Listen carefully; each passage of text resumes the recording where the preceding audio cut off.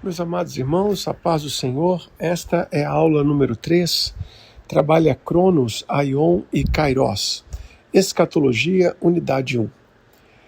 Os termos Cronos, Kairos e Aion são utilizados ricamente na palavra de Deus para descrever de forma distinta e complementar aspectos da intervenção divina e também do tempo, do ponto de vista humano e do ponto de vista divino. Cronos é o termo mais próximo dos valores quantitativos. É o tempo do relógio, do calendário, das sucessões lineares, segundos, minutos, dias e anos. Apresenta períodos específicos ou a passagem comum no tempo. Um momento exato na história humana após século de espera. Por exemplo, em Gálatas capítulo 4, versículo 4 diz: vindo a plenitude dos tempos, Cronos, Deus enviou seu Filho. Ou seja, após uma sequência linear de décadas, séculos e milênios, no tempo exato, cronologicamente determinado, Deus envia seu Filho para Redentor da humanidade. Cronos também se refere a períodos de ignorância humana, mas sempre períodos quantitativamente registrados, ao tempo que ele pretende passar com as igrejas e assim por diante. Veja, Romanos 16, 25. Conforme a revelação do mistério que desde os tempos eternos esteve oculto. 1 Coríntios 16, 7. Porque não vos quero agora ver de passagem, mas quero ficar convosco algum tempo. Cronos. Digo, pois, Gálatas 4:1, que todo o tempo, Cronos, em que o herdeiro é menino, em nada difere do servo, ainda que seja senhor de tudo. Observa que, à exceção de Romanos 16, 25, Cronos está sempre sendo utilizado para medição quantitativa dias, meses e anos. É interessante Mateus 25, 19, e muito tempo depois veio o Senhor daqueles servos, Cronos, muitos meses, muitos anos depois. Em Lucas 20, verso 9 diz: plantou uma vinha, arrendou-a a uns lavradores e ausentou-se do país por muito tempo, Cronos, a figura de anos ou décadas. Hebreus 5:12, porque devendo já ser mestres pelo tempo, isto é, mestres pelo número de anos que vocês estudam na escola dominical, mestres pelo número de anos que vocês escutam mensagens na igreja, já devendo ser mestres pelo número de anos que vocês estudam a Bíblia, ainda necessitais que nós venhamos a tornar a ensiná-los. Tempo, né? Judas, capítulo 1, verso 18, os quais vos diziam que no último tempo, Cronos, haveriam escarnecedores, que andariam segundo as suas ímpias concupiscências. Apocalipse, capítulo 12, versículo 21, dei-lhe tempo para que se arrependesse da sua fornicação, e não se arrependeu. Se formos em Atos 14, verso 3, diz: demoraram-se, pois, muito tempo falando ousadamente do Senhor. E Atos 15, 33, Atos 18, 23 e Atos 27, 9. Eu gostaria de ressaltar, irmãos, que há flexibilidade nessas regras, porque propositalmente eu abri essa sequência de versículos onde Cronos não está indicando o que toda a vasta maioria de versículos mostra. Em Romanos 16, 25 fala de tempos eternos. E como posso medir tempos eternos quantitativamente? Portanto, é notória a aplicação de Cronos, na imensa maioria dos casos, para tempos quantitativos, dias, meses e anos, semanas. Entretanto, há episódicas exceções em que Cronos também está aplicado além disso. A primazia do uso. A usabilidade de Cronos é muito mais próxima de dias, meses e anos do que da questão dos tempos eternos. Dessa maneira, muito tempo, algum tempo, indica duração. Demora, indicando extensão de tempo esperado. Idade, indicando o contexto de tempo de vida. Essas são as atribuições mais comuns. Em segundo lugar, nós temos o tempo kairos. Enquanto Cronos é muito mais aplicado ao recorte quantitativo temporal, Kairos aplica-se à visitação de Deus. Refere-se a um tempo qualitativo, não mede duração, mas oportunidade, momento certo, tempo oportuno, tempo de Deus, momento estratégico. É o tempo que Deus intervém na história humana. Não se pergunta que horas são, não se pergunta que ano aconteceu, em qual mês ocorreu, mas apenas se pergunta o que aconteceu. O tempo está cumprido. Marcos 1,15, Kairos. Ali tempo não é número de anos, e sim a intervenção de Deus inicia uma nova fase. A intervenção de Deus fecha um ciclo e abre outro. Jesus não falava em Marcos 1,15 de um dia no calendário, no horário, no relógio, mas de uma janela de oportunidade espiritual. No mesmo sentido, Kairos, tempo da graça, Kairos, tempo da salvação, ou seja, a oportunidade da graça, a oportunidade da salvação por meio da intervenção divina. A vinda de Cristo não foi um acidente, ela ocorreu no momento exato, planejado por Deus. Romanos 5,6, porque Cristo, estando nós ainda fracos, morreu a seu tempo pelos ímpios, ou seja, morreu dentro da oportunidade de sacrifício redentor, a visitação da vida eterna.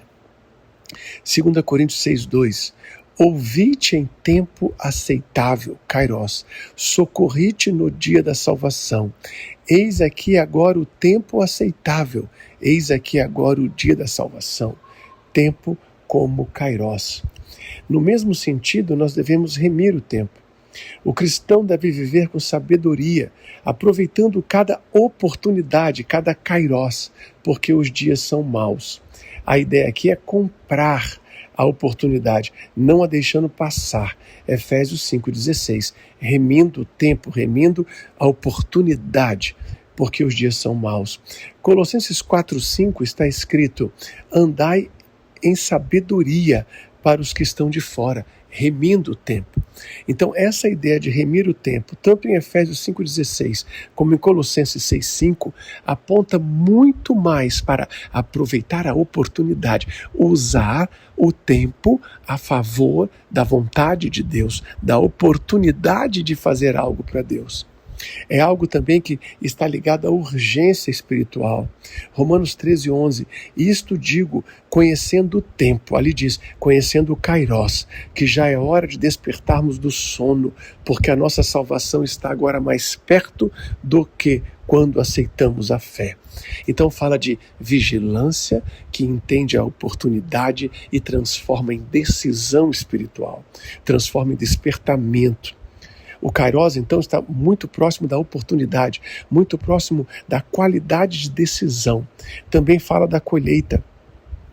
Há um tempo certo para aparecer e nós não devemos nos cansar de fazer o bem, porque a seu tempo ceifaremos. Observa que tempo agora também deu uma aproximada com Cronos, porque nem Cronos, Kairos e Aion são absolutos em si. Eles têm um indicativo de oportunidade no caso de Kairos, mas pode ser aplicado em um sentido de estar cumprido, um número exato ou um número próximo de meses, anos e dias. Não confundir absoluto com tendência, com proeminência, com a maioria da aplicabilidade. Também diz manifestação de Deus. 1 Timóteo capítulo 6, versículo 15, reforça a palavra de Deus, a própria volta de Cristo tem uma oportunidade, tem um tempo designado. 1 Timóteo, capítulo 6, versículo 15, a qual, a seu tempo, mostrará o bem-aventurado e único poderoso, soberano, Rei dos reis, Senhor dos senhores. Ali tempo é Kairos. Então, na sua oportunidade, Deus interverá mostrando a sua soberania. A mesma aplicabilidade em Tito 1,3. A seu tempo, Kairos, manifestou a sua palavra pela pregação que me foi confiada, segundo o mandamento de Deus, nosso Salvador. Então, Kairos não é apenas o tempo que passa, mas a oportunidade, o despertamento, a urgência, a intervenção. Oportunidade de fazer a vontade de Deus, oportunidade de remir os dias para que sejamos úteis e frutíferos com decisões qualificadas, a oportunidade da intervenção soberana de Deus, que opera grandes eventos na história da humanidade e muito além dela. Outro termo utilizado para tempo, muito importante nas Sagradas Escrituras, meus irmãos, denomina-se aion. Aion. Remete a era ou eternidade. É um período de tempo tão vasto que se torna uma unidade em si mesma. Também remonta à ausência de tempo, como conhecemos. Frequentemente é usado para distinguir o presente século do século vindouro. Refere-se à estrutura do tempo em uma escala cósmica. Porque o nosso Deus transcende o tempo, é o eterno. O nosso Deus, ele entrega Zoe Aion, vida eterna. Eterna porque está fora do tempo Cronos, eterna porque está fora de todo espaço e tempo compreensível à humanidade. Em Romanos capítulo 12, versículo 2 diz: não vos conformeis com este século, com este aion. Refere-se ao sistema maligno em que vivemos. Um sistema cuja malignidade está bem antes do homem e transcende a capacidade cronológica humana de determinar uma execução temporal definida. O termo grego aion é fascinante, porque dependendo do contexto, pode significar, portanto, um período específico de tempo, no caso, eras, ou ausência total de fim, eternidade. Quando usado para descrever Deus, sua glória ou vida que ele oferece, o sentido é claramente fora do tempo, infinito, eterno, eternidade, para sempre. O termo referindo-se à vida eterna, em João, capítulo 3, verso 16, o Zoe Aionion, ele aparece no fim do versículo. Deus amou o mundo de tal maneira que deu seu Filho unigênito, para que todo aquele que nele crê não pereça, mas tenha a Zoe Aion, a vida eterna, a vida que transcende o tempo, a vida que vem antes de tudo, a vida que nunca tem fim, a vida eterna. E muitos confundem a expressão vida eterna com viver para sempre. Mas, na verdade, vida eterna aqui remete à vida que vem do eterno, que transcende o tempo. O mesmo acontece em João 10, 28. Dou-lhes a vida eterna. Novamente, dou-lhes a vida que transcende o tempo. Dou-lhes a vida que vem de cima, o Zoe Aion. Nunca jamais hão de perecer. Ninguém as arrebatará da minha mão. Isso é importante porque reforça a definição cristã que tanto pregamos. A divindade, que é o outro, habita realmente no perdido pecador arrependido, outorgando-lhe uma vida que não é dele, a vida que vem do eterno, a vida eterna. Em Efésios capítulo 3, versículo 11, lemos, segundo o propósito eterno. Olhe, o protessim ton aionon, propósito das eras, que fez em Cristo Jesus o nosso Senhor. Quando a Bíblia usa a expressão aionon para a era das eras, ela está a usar o recurso máximo da língua grega para expressar a ideia de eternidade absoluta. Ou seja, ela vai ao máximo do idioma. É como se disséssemos que o tempo fosse dividido em eras vastas. Deus e a sua vontade transcendem a soma das eras vastas, de todas estas eras.